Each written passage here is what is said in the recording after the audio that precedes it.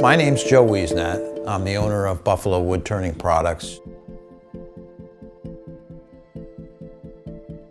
So I'll cut a blank, and then I will cut it to length. So this is a 6-inch blank, and I cut it just 1/8 over that, so 6 1/8.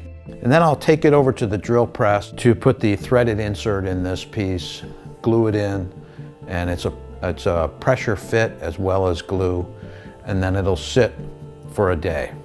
I want the glue to harden. I don't want to have any issues where I rushed it. So you get it in this form, and then I'll screw it on the lathe and then turn it and rough turn it. So if you look back here, you see one that's on the lathe. That was rough turned, but I'll eventually turn it like this.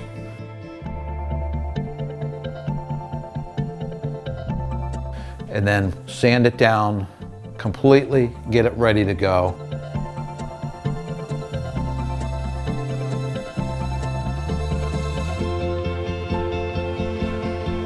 All of my stuff is dipped in walnut oil.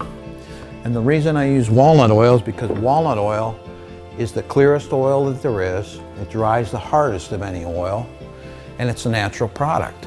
So I dip these things in walnut oil, both sides, and then I'll set them to drip dry in an empty container. And then I take and put it back on the lathe after it's dried, and I use this, it's called Pens Plus. It's a friction polish. Now you can use any kind of friction polish you want, but this is basically it's shellac, walnut oil, and wax.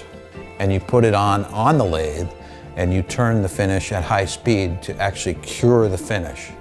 So when it's done, multiple coats, but the top one has shellac and wax in it. So when you get it, it has a real good finished feel to it.